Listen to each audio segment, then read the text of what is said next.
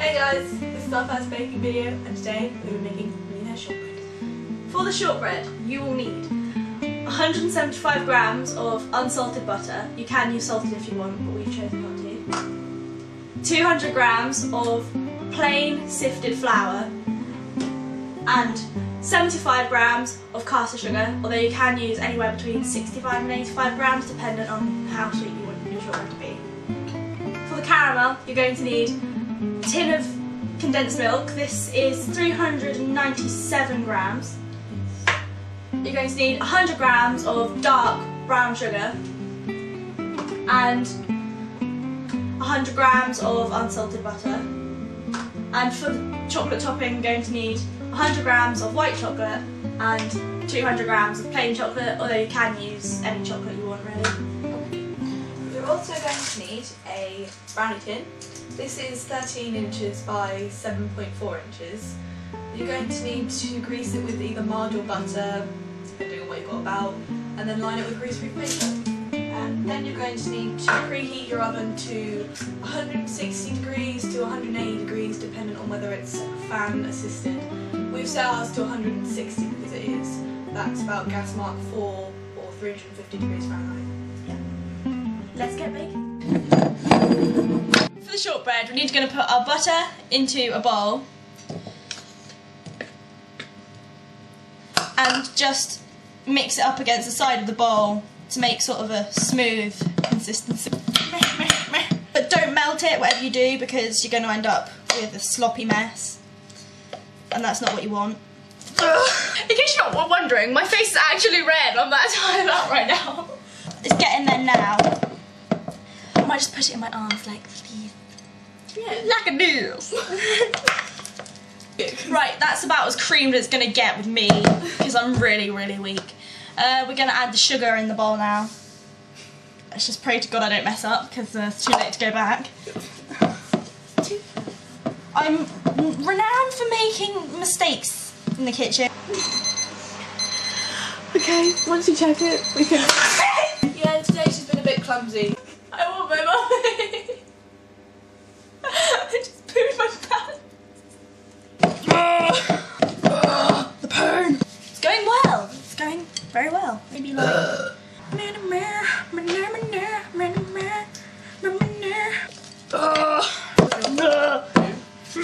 Okay, yep, right, flour time.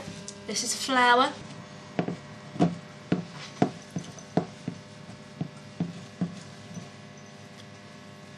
I'm going to do the clean finger technique, which is just scrape your finger across the spoon and clean off le batter. I might stuff my hands in there, be easier. There we go, that's better. It has got to be a dough rather than like a sloppy mixture, so if it is really dry, don't worry about it, because it is supposed to feel sort of ready.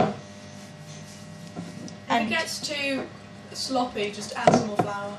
Yeah, and if it's too crumbly, then add a little bit more butter. Throwing it everywhere. Rachel, don't eat it. Right, I think we're going to tip it out onto our clean work surface now, because... Do you need flour on it? Or? No. You can put a bit of sugar down if you want, but we're not actually rolling it out, so we're just kneading it. Bring it together, like these. There we go. We have shortbread, people. Oh yeah. Hell yeah. What you're going to do next is you're going to grab your tin. Grab your brownie tin. Right, okay, so now we're going to take our shortbread dough, I suppose you could call it, and we're just going to place it into our tray, and we're going to press it out evenly across the whole tray.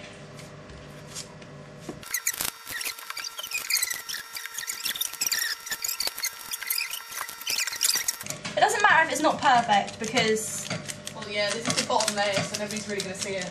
As long as you've got like an even coverage, or roughly even. I mean, it doesn't have to be exact.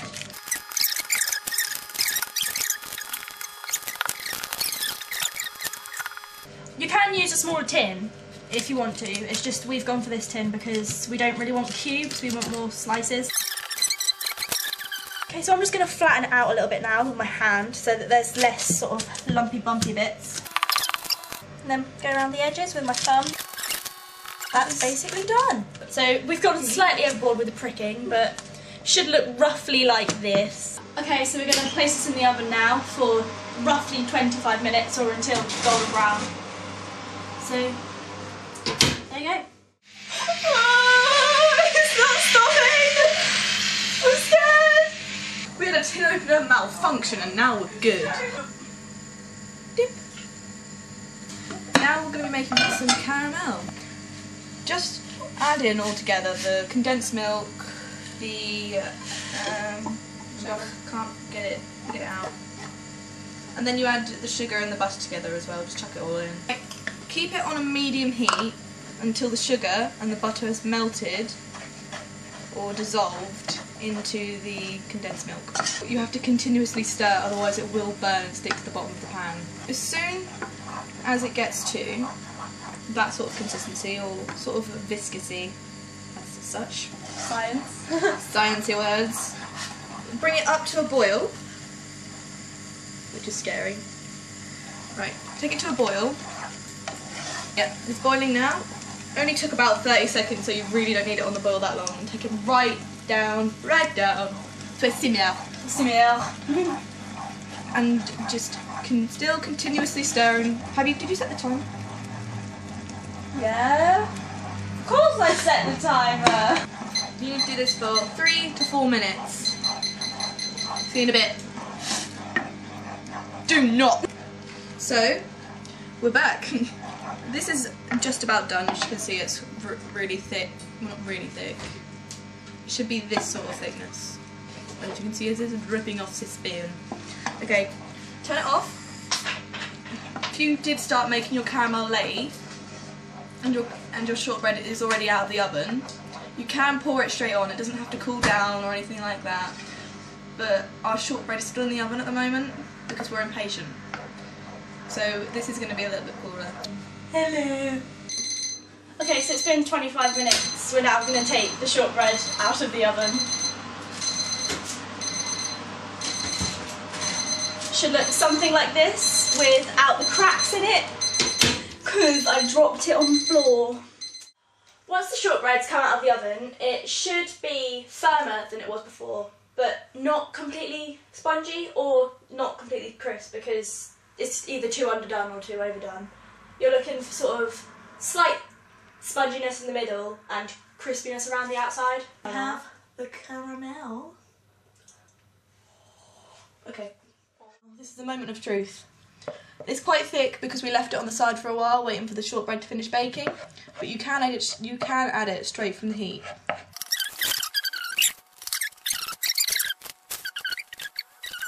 Right, so spread it evenly across the entire biscuit, I guess you could call it. But don't worry if you do end up with thicker bits in some places than others. Just try your best. Once you've smoothed it, you get the joys of licking padded nerve. And onto the chocolate. Okay, so whilst the caramel is setting in the fridge, we're going to heat up and melt the chocolate. The easiest way to do this without burning it is to get a pan of not boiling but sort of simmering water and place a glass bowl over the top. It's really important that the bowl doesn't touch the water because otherwise you will burn the chocolate. Okay, so we're just going to put the chocolate in. I'm going to use a metal tablespoon, but you can use a wooden spoon if you want to. Also, remember that the glass is going to get really hot, so you're going to need to use a towel or something heat-proof to hold the bowl should you need to. But keep it away from the flame because you don't really want a fire. Okay, so the chocolate's starting to melt now, so we're just going to keep that moving as much as we can. Burn, baby, burn. Disco and burn out. Burn, baby, burn. The chocolate is starting to melt now, so we really need to keep it moving. And also, I don't know if you'll be able to see, but there's smoke coming out of the sides of the pan.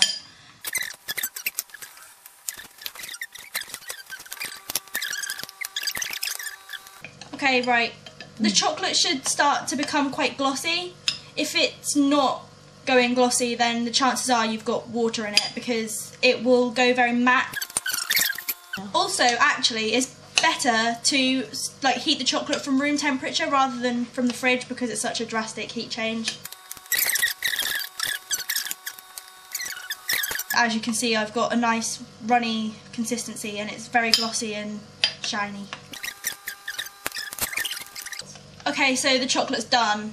So we're going to turn the heat off completely and we're going to allow it to cool off of the water, because obviously the water's going to continue to boil. And that's roughly the same size. Nope. Okay, hey guys, we're back with the white chocolate now. Guess who's back again, again. Ellen's back with white chocolate. Okay, so using the same pan as before, we've got another bowl, and we're just gonna place it on top. And we're gonna take our white chocolate this time, and we're gonna place it in the bowl. Okay, so basically exactly the same process as last time, but with a different coloured chocolate. And for some reason, I think it's maybe because the bowl's thicker, it's not quite as hot as before. So I can touch it with my bare hand. Not bear as in grizzly bear, bear as in... That's a bad joke. Rachel has a very dry sense of humour.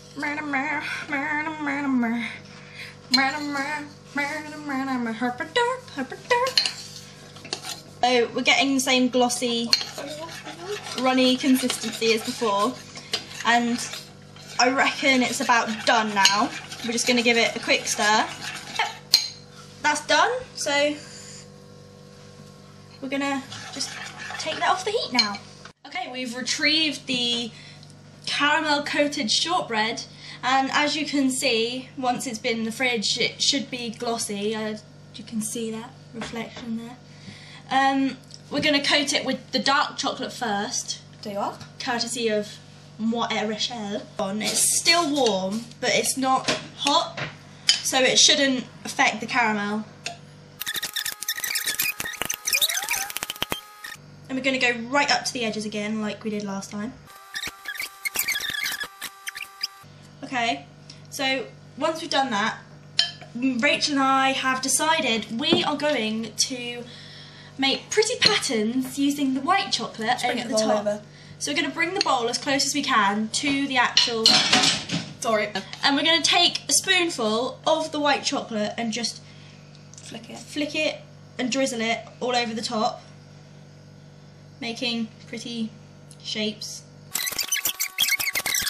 You can even have some milk chocolate with this as well. Ta-da! Lol! The chocolate's finished setting in the fridge now, so I'm just going to remove it from the brownie tin to make it easier to cut. Okay, just try to peel it away from the sides as carefully as you can. You don't want to rip it off and for it to all come apart. Yeah, go underneath the shortbread at the bottom. Break. Yeah. So, once you've taken the greaseproof paper away from your Millionaire shortbread, we're going to take a sharp knife and some kitchen paper, like this, or a damp cloth or something that you can use to wipe. Just put that there. What we've done is we've scored the lines through the chocolate so that we know roughly where we're going to cut. As you can see, they're roughly equal size, but it's not exact. We've gone vertically down the chocolate and through the caramel layer, wiping our knife every cut on the tissue paper so that it's nice and clean. And now we're going to go...